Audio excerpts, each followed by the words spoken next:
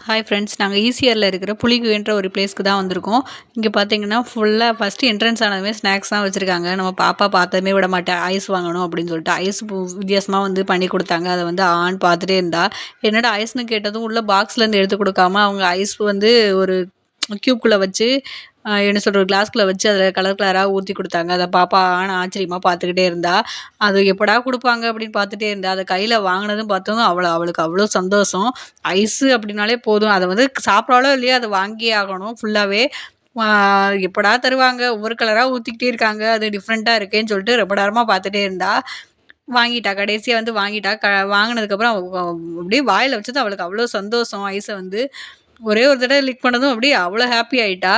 ஐஸ்னாலே ஐஸ்னா போதும். ஆனா அந்த ஐஸ பாருங்களேன், கடைசி வரை சாப்பிடவே மாட்டா. அப்புறமா உள்ள போய் சுத்தி பார்க்கலான்னு சொல்லிட்டு போனோம். உள்ள போனதும் புலி குகைன்னா, புலிலாம் அங்க உள்ள வராதாம். சும்மா ஒரு புலி குகைன்ற அந்த இடமாம்.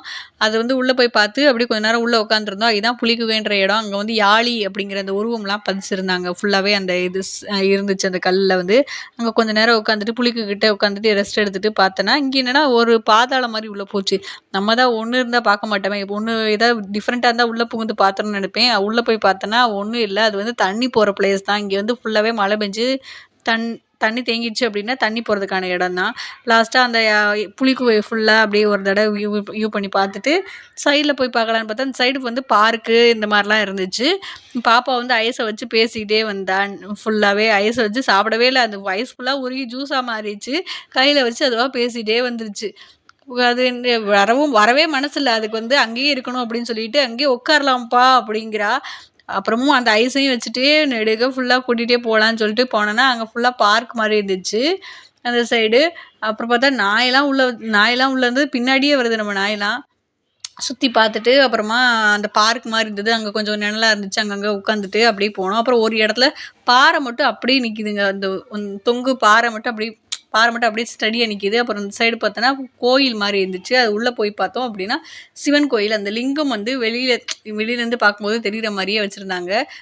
சிவன் கோயில்ல வந்து சாமி கும்பிட்டுட்டு, அப்புறமா நாங்க கிளம்பிட்டோம். ச ஃபர்ஸ்ட் டைம் வந்து பார்த்ததுனால சிவலிங்கம் வந்து அங்க பாருங்களேன் வித்தியாசமா சென்டரா வச்சிருக்காங்க. நம்ம தூரத்துலருந்து பார்க்கும்போதே இது வியூ ஆகி தெரியுது நல்லா. அப்புறம் என் பொண்ணு ராட்டினம்லாம் சுத்துனா.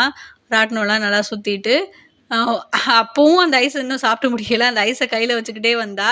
அப்புறம் பின்னாடி பீச் இருந்துச்சு. ஜஸ்ட் ஒரு சின்ன பீச் மாரி இருந்துச்சு. அந்த பீச்ல கொஞ்ச நேரம் விளையாண்டுட்டு, அப்படியே நாங்க கிளம்பிட்டோம். டயர்ட் ஆயிருச்சு. பாய் பாய்.